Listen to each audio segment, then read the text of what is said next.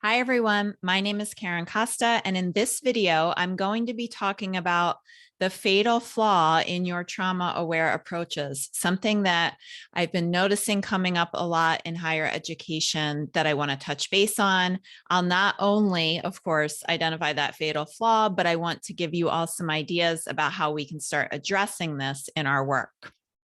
So, how do we help the helpers? The fatal flaw that I have started to notice as we're seeing more and more interest, which is great, in bringing trauma aware, or what some folks call trauma informed approaches onto our campuses. The fatal flaw is that we are making an assumption that our helpers are okay. We are making an assumption that faculty and staff, because of where they are located in our institutions, because of the hierarchies we have in place, because of the power structures, we're making an assumption that they're okay.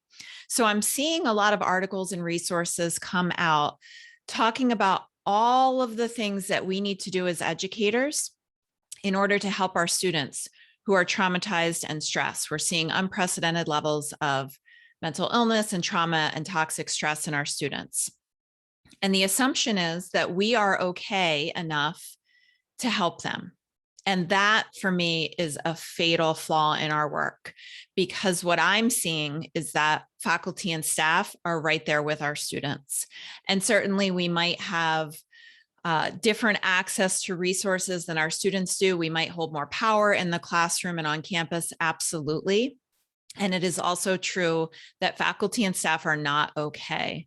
So you might have heard that old recommendation, you've got to put your oxygen mask on first before you can help anybody else.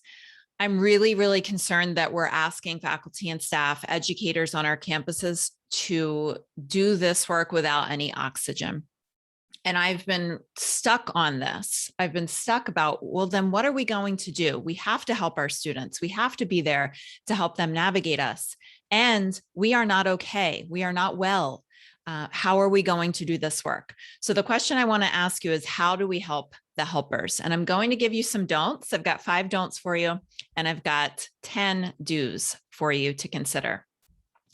The first one, y'all, if you know me, you've heard this before. Stop telling people to be resilient. If you don't know what this word means, if you haven't deeply examined it and studied the science of it, just maybe stop using it completely.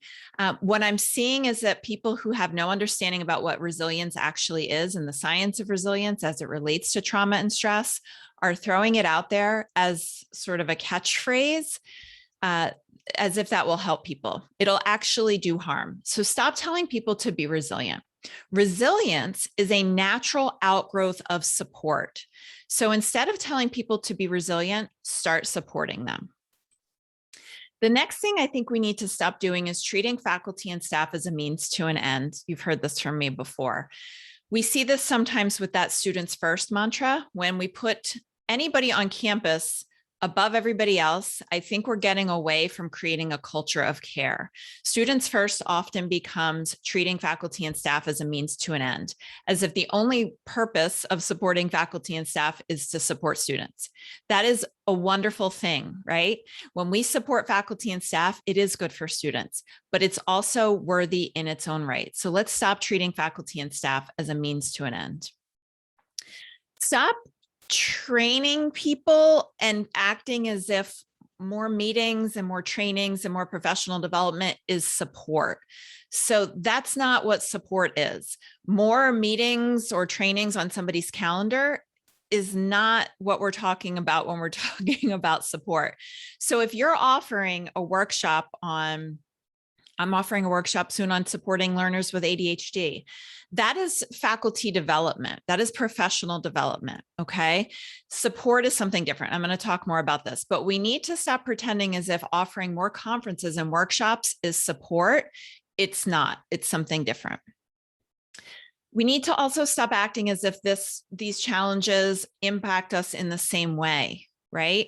So we're seeing this, again, unprecedented amount of chronic toxic stress and trauma on our campuses, impacting all of us, but it's not impacting all of us in the same way. So we know that this falls disproportionately on faculty and staff of color, faculty and staff with disabilities, women on campus. We know that this crisis is not impacting us all in the same way. So our interventions need to acknowledge that. Stop, please, please stop adding without subtracting. We are adding so much to our faculty and staff in terms of workload. I don't see people taking things away, and that's overflowing, and it's causing, real concerns with people in terms of burnout on campus. So we really need to think, if we're adding things like, now you need to know how to facilitate Zoom, and now you need to know how to run a HyFlex classroom, what are we going to take away? So maybe that's committee work, or maybe that's some of our publication demands. I know I'm saying things that we're not allowed to say in higher ed. Something needs to give, though, because our energy and time are not unlimited resources. They are limited resources. So if we're going to be adding things, the question needs to be whether we're the one adding or whether we're the one having things added to us. We've got to get more comfortable saying, okay, then what's going to come away? What's going to be subtracted? Okay. So those were 5 don'ts. Let's talk about 10 things that I've thought of. And this is a real sticky challenge. So I really hope that we can brainstorm this together. What are some things we can start doing? Meetingless Mondays, perhaps. What would it look like for you to have a meetingless Monday and a meetingless Friday even? I think we can start giving people on and off ramps to their weekends, which we'll talk about should be treated as sacred. So I'm lots of places are starting to do this. They're getting away from meetings 1 day a week. I'm really going to go out on a limb here and recommend that Monday and Friday, we really hold those as spaces for people to transition back into the workforce. So they're there, they're working, they've been away, not transition away from the workforce, but transition into and out of that work mode, I should say. So what would that look like on your campus? Honor nights and weekends. So I just mentioned this. We really need to start treating people's time away as sacred.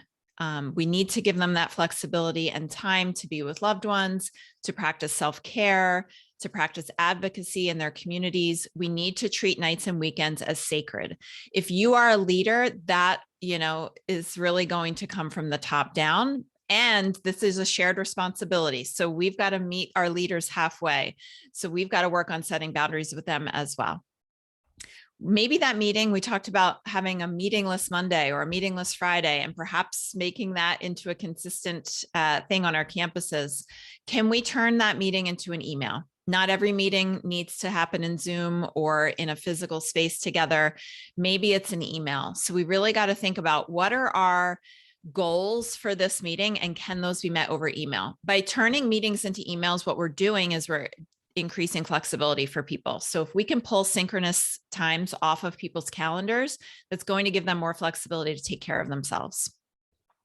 So start therapy. What do I mean by this? Yes, I think we should all start therapy. I think it's fabulous. In terms of our work in higher education for leaders on campus, I think we need to start talking to people about how they can, access therapy. I think we need to start weaving this into our culture a bit more. Perhaps we can have our counseling team talk to people about how you find a therapist. I'm in therapy. I suppose I'm an expert on that. And people ask me all the time, Karen, how do I find a therapist? My friends text me, Karen, how do I find a therapist? It's shocking to me that people don't know how to do that. So perhaps our counseling services team can work with people on the process of accessing therapy. Can we support people in the time and financial commitment of pursuing therapy? That would be like a real thing we could do, right?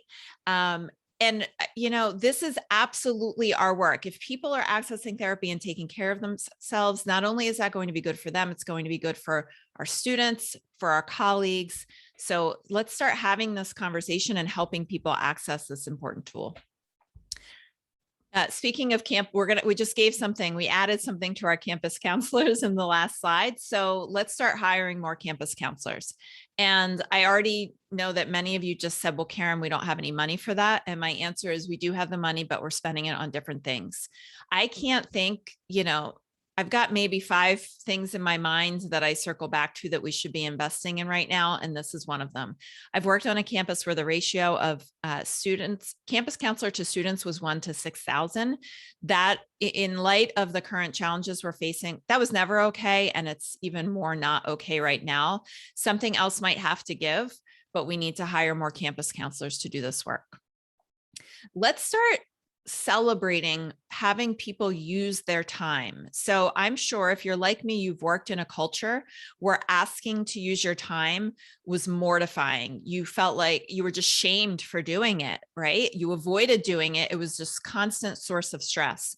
If that describes your campus, that's a real problem. We need to be doing the opposite. We really need to be coaching and supporting people in doing this, helping people to, if we're a manager or a leader on campus, helping people to transit, we talked before about transitions, to transition into planned time off, to transition back into work mode from planned time off. So how can we create a culture where people are celebrated for using their time rather than shamed? Start respecting the out of office message. So I took some time off this summer and I had an out of office message on my email, and it was a real trip to see how some people react to that and ignore it, I suppose. And that's just not okay in the current climate. And this works both ways. So the other thing I see is people who have an out of office message and you email them and you get an email back 30 seconds later. So I mean this in both directions. We've really got to respect that out of office. Make it mean something. I've seen some really great ones. If you're the one with the out of office message, respect yourself and respect that time off. You need that time off. You deserve that time off. And if you're on the other side of things, leave people alone when they're on vacation and out of the office, period. We need to start creating interventions that are mindful of diversity. So as I mentioned before, this crisis is not all hitting us in the same way. I mentioned our faculty of color, for example, or women on campus. They are, taking disproportionate impacts of this pandemic. And again, this is not, I'm sorry to say, we're going to be facing an increasingly unstable future. So these types of crises, global crises, are going to continue, and we need to be mindful that our interventions respect diversity. So a great example of this is using cluster hires. So using cluster hires to bring on board more faculty of color in groups so that they are not only brought to campus, but we want to support them and keep them there. So cluster hires would be an example of a mindful intervention. Let's start recognizing, I mentioned this before, that supporting faculty and staff and development and training of faculty and staff, those are 2 different things. So sometimes when I ask people what they do to support faculty, they mention trainings and faculty development. That's not support. So I've been lucky enough to be part of many supportive online communities in the past year and a half and before that. What I will tell you is that support looks like a space for people to show up and cry and laugh and say that they can't do this anymore, and share support and resources and talk about their families and talk about their pets and cry again and laugh again and just show up how they are. They typically need to do that without their boss in the room or their administrator or leadership in the room. They need to do that with a community of peers, perhaps designated facilitators who can support them in that. So I'm one of the people who does that kind of work. So that work is being done, and we got to connect faculty and staff to support resources. That is different than training them. So if somebody asks you what you're doing to support your faculty and staff, and you say, oh, I'm hosting a workshop on how to do more active teaching and learning in the classroom. That's lovely and important, but that is not faculty support. So I hope if I ask you how you're supporting faculty and staff, you'll start getting more answers to that question. And number 10 on the list of things that I want to invite you to start doing, I don't know.